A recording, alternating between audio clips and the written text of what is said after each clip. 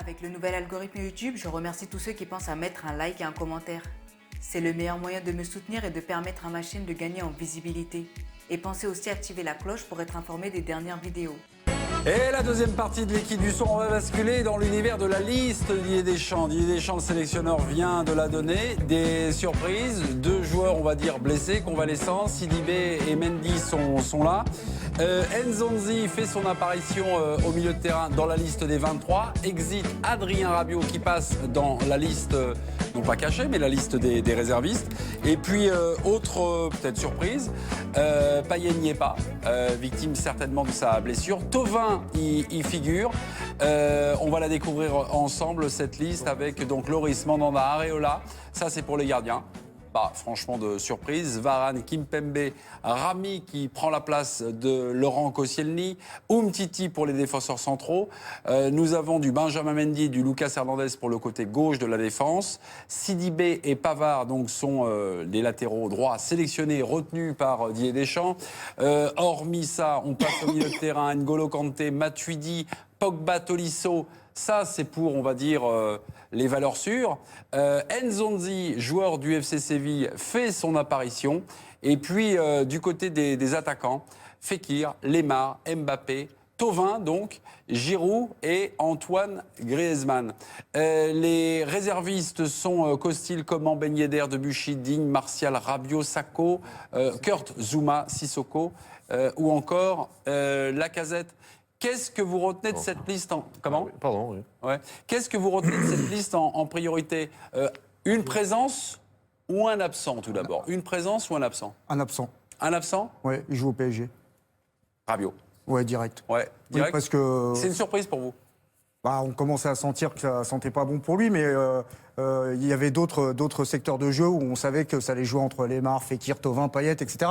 Mais Rabiot, il avait quand même plus de chances d'y être que d'autres qui y sont devant. Moi, Rabiot, dans mon esprit, il y a 1 ou 2 ans, c'est même pas une question d'être dans les 23 ou pas. C'était qu'un garçon que j'imaginais titulaire. Donc là, tu passes, pour moi, hein, quand il performait titulaire, on parlait d'un passage de témoin avec Matuidi. Matuidi était parti du Paris Saint-Germain. Finalement, Matuidi, il est encore là. Il sera peut-être titulaire. Et Rabiot, aujourd'hui, il est même éjecté de la liste des 23. Donc, quand on a un talent aussi fantastique que celui de Rabiot, et quand on a un potentiel comme celui-là et qu'on peut jouer à plusieurs postes, pour moi, c'est quand même une surprise de voir l'absence d'Adrien Rabiot. On a beaucoup parlé de la nouvelle génération avec un énorme potentiel Rabiot, Rabiot en équipe de France, du potentiel au réel. J'aimerais qu'on puisse continuer là-dessus. C'est justement là-dessus qu'on attendait Rabiot et il n'a jamais montré ce qu'il était capable de faire. Alors il y a eu ces états d'âme aussi un petit peu au Paris Saint-Germain sur ces histoires de postes. Non mais déjà rien que sur ces histoires de postes, parce que vous avez Deschamps, il regarde tout évidemment. Et puis après vous avez ces matchs, et les matchs en équipe de France. Et là, force est de constater qu'il a été très loin du compte. Et puis alors il a eu à la fois des attitudes et des paroles. Vous savez, il analyse tout, Deschamps, on le connaît. Alors quand il entend qu'un joueur dit j'ai pas été très bon parce qu'il faisait froid, je me suis pas bien échauffé. Bulgarie. Là, c'est très compliqué parce que tout ça, c'est à mettre à son débit. Et au bout d'un moment, quand vous avez d'autres joueurs, parce qu'il faut imaginer qu'il y a de la concurrence. Et ce que fait Nzonzi depuis quelques temps, quand je pense d'où il est parti, c'est un truc incroyable. Nzonzi, quand il était parti en Angleterre, personne n'imaginait qu'il aurait ce niveau-là. Je trouve que ça paraît assez logique de prendre Nzonzi. Ça réagit beaucoup, Oui. beaucoup sur la présence de Florent Thauvin, Julien Chaudron, là qui nous qualifie la présence de Florent Thauvin comme une anomalie. C'est pas un scandale, il faut arrêter. Non, c'est pas une anomalie, et puis on a compris que Florian Thauvin, il était plutôt situé entre la 18e et 23e place. Voilà. Après, il a fait sa saison. Et il faut aussi un groupe qui vit bien, comme le dit à juste titre Didier Deschamps. Et parfois, il y a des gens, tu peux pas les emmener. Ok. Un groupe qui vit bien, d'accord. Mais moi, je me souviens de ce que de ce qui restait en travers de la gorge Didier Deschamps après l'Euro 2016. Il cherchait pour ce mondial 2018, des remplaçants efficaces, des remplaçants qui marquent, qui entrent et qui marquent au poste d'attaquant. Le coaching est extra. Non, mais là, vous en avez. Il y en a un paquet. Non, mais attendez, Thauvin.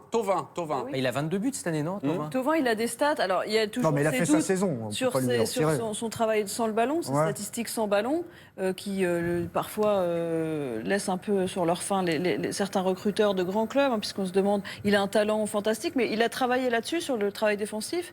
Et puis, il y a des doutes sur sa capacité mentale dans les gros matchs. Oui. Mais ce ne sera pas sur lui que la pression va reposer. Je pense que là, c'est très différent en sélection. À l'OM, on attendait beaucoup de lui. Par exemple, hier soir, on attendait beaucoup de lui. Il est un peu passé à côté de sa soirée. Mais quand il sera en sélection, ce ne sera pas lui qu'on attendra comme celui qui devra porter le poids de l'attaque des Bleus. Voilà, exactement. Donc s'il entre en fin de match, il peut effectivement faire des différences. Il est en pleine confiance. Il a réussi beaucoup de choses cette saison, dans les gestes, devant le but. Il a beaucoup progressé dans son efficacité dans les derniers mètres. Pourquoi pas ? Pourquoi pas ? Thauvin, hier soir, après ce match raté, cette finale ratée, je vous avais posé la question. On n'avait pas lancé beaucoup de débats, parce qu'on n'avait plus beaucoup de temps. Mais Thauvin et le mondial et les D23, c'est mort. Didier Deschamps nous a contredit ce soir. Est-ce que vous êtes surpris, Olivier ? Oui, je suis surpris parce que moi, en tout cas, si j'avais dû, par exemple, choisir entre Thauvin et Lacazette, j'aurais pris Lacazette. Bon, ça c'est le choix, mais je respecte. Je suis surpris, mais je le respecte parce que je pense effectivement que Florian Thauvin est quelqu'un de très agréable, quelqu'un qui est facile à vivre. Et il en faut des joueurs comme ça. Il en faut des gens qui acceptent plein de choses, de peut-être ne jouer que 2 minutes, ou de pas jouer du tout, ou de pas jouer du tout. C'est tout à fait possible. Donc ça fait partie du choix de la psychologie de driver un groupe. Je dis, moi, j'aurais pris Lacazette parce que quand tu parles de joueurs capables de marquer des buts, je pense que Lacazette, il en est capable. Il faut se rappeler quand même que c'est lui qui a marqué contre l'Allemagne 2 fois. Ils n'ont pas tout à fait le même rôle. Là, ce qui semble se dessiner, c'est 2 attaquants de pointe. Je réponds juste à ce que disait Lacazette sur le fait de marquer les buts. Mais moi, là, ce que j'aime bien, pardon, et je termine là-dessus, ce que j'aime bien dans cette, c'est la venue et la présence de Nzonzi. Moi, je trouve ça très très bien. Pourquoi ? Parce que c'est un joueur que j'apprécie, qui a pas énormément lorsqu'il joue dans son club. C'est un joueur qui a du talent, qui est capable d'apporter des solutions de remplacement au niveau du milieu de terrain. Moi, je trouve ça très très bon. Moi, ce qui m'interpelle dans la sélection d'Nzonzi, enfin, ce qui m'interpelle, j'en déduis peut-être, et peut-être à tort, vous allez le lire, que Nzonzi, c'est le remplaçant naturel de N'Golo Kanté. Oui.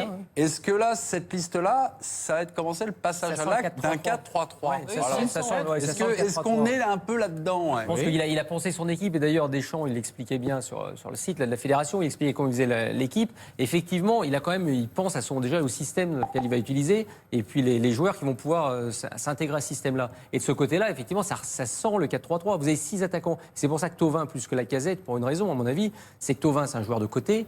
Et Lacazette, évidemment, ça ne l'est pas. Et on a l'impression que finalement, le successeur, enfin celui qui passerait à la place de Giroud, si Giroud se blessait, ce serait Mbappé, évidemment. Même Fekir la peut le seule faire. chose qui me gêne, Hervé, dans le 4-3-3, c'est quand même, on s'appperçoit que Griezmann, son souhait quand même d'être à 2 devant, le plus sincère, oui, c'est d'être même pas en 2, c'est d'être souvent en soutien derrière. Même hier soir, quand on voit le travail de Diego Costa qui est quand même énorme.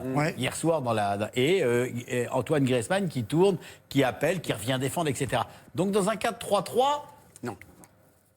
Oui, il en est capable, il l'a déjà fait. Alors j'ai un petit doute. Après, le but, c'est d'arriver collectivement à avoir la meilleure association possible, parfois au détriment individuellement de certains joueurs. Oui, mais tu es obligé de faire en sorte que... joueur phare. Oui, bien sûr. Et là, si tu mets pas ton joueur phare dans les meilleures conditions, c'est quand même un vrai logique. Moi, ça serait un vrai souci, par contre. C'est ça. Si on passe en 4-3-3 en mettant pas Griezmann dans les meilleures conditions... on est mais la crainte qu'il a, c'est peut-être que 2 milieux défensifs, pour l'instant, ça a montré quelques limites, peut-être. Et sur certaines équipes, ça peut être une vraie interrogation. C'est pas selon l'adversaire, Jo, franchement. Quand on aura affaire à des équipes plus fortes, peut-être qu'on reviendra en 4-3-3. Mais j'imagine pas que face à l'Australie, le premier tour, globalement, j'imagine qu'on sera peut-être plus avec 4 offensifs. Enfin, j'en sais rien. Peut-être. Je ne suis pas Didier Deschamps. Jo, il y a beaucoup de gens, et j'ai lu notamment les premiers tweets en disant que c'est une liste incompréhensible. Vous êtes un peu, un peu déboussolé, pas déboussolé. Vous trouvez qu'il y a une cohérence? J'aimerais vous entendre, évidemment, sur l'ensemble. Ouais, sur l'ensemble de la liste. Ce que vous ressentez, en fait. Non, derrière, c'est quand même assez surprenant. Il s'appuie sur des jeunes qui ont 3 sur 8, je crois, qui n'ont pas connu de compétition. Après, il y a Sidibé qui revient de blessure. T'as Mendy qui n'a pas joué depuis 8-9 mois. Ça, c'est une vraie surprise quand même. C'est un gros point d'interrogation.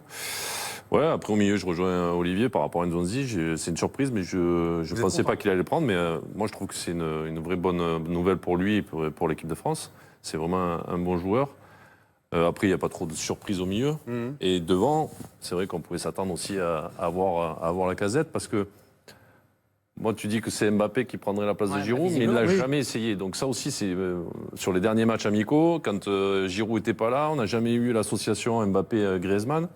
Donc là aussi, pour moi, c'est assez C'est surprenant. l'impression que ça donne, en tout cas. Oui, après, c'est vrai que le seul qui peut jouer dans l'axe, Et il y a quand même, dans les joueurs offensifs, apparemment, ça a l'air d'être Mbappé, quoi. Et sur les latéraux, quand même, on est sur quelque chose. Un pari. Ouais. Ah oui. Un vrai pari, parce que ce soit Sidibé ou T'as deux Mendy, jeunes. et même Pavard et Hernandez. Ouais, t'as 2 jeunes et 2 blessés. Ouais, mais bon, on n'est pas la seule sélection nationale avec des problèmes à ce niveau-là. Mais on ne fait que bien décortiquer, sûr. analyser. Ah oui, Pardon, on moi, part, Benjamin Mendy, c'est la plus l'équipe grosse. de France part avec 2 joueurs convalescents. Mais alors, Avec ils partent Mendy pas- qui a ils dû partent jouer pas encore. 65 Ils partent minutes. pas encore. Je pense aussi qu'ils misent là-dessus, le staff. C'est Ouais. que Mendy, on a quelques semaines avant Voilà, c'est ça. la liste définitive.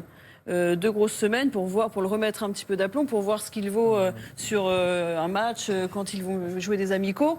Et je pense qu'il attend de le regarder vraiment, Benjamin Mendy, maintenant là, avant éventuellement de prendre une décision. Si jamais il le Et tu crois que si il a rien, ils vont dire bon, on te sort et on prend un réserviste par Mais rapport au match c'est qu'il pas va une faire. question de rien à voir, c'est une question de rythme. Après, il faut Peut-être- faire Non, des mais tests d'accord. peut-être physiques. opérationnel Non, mais là- ou pas. Ou Digne voilà. réserviste. Digne réserviste. Oui, non, mais Mais on a le d'accord. droit de Mais ça penser veut C'est dire- pas là, Mendy, on Non, part mais pas ça veut dire demain, que quoi. là, ça veut dire que tu prends là dans les 23 Mendy, tu vas le tester pendant les matchs amicaux. Si tu le trouves pas bien, tu vas le sortir et prendre un autre. 4 juin. Il a jusqu'au D'accord. 4 juin pour Ah mettre oui, la- c'est pour ça qu'il y a des réservistes. Bah, bien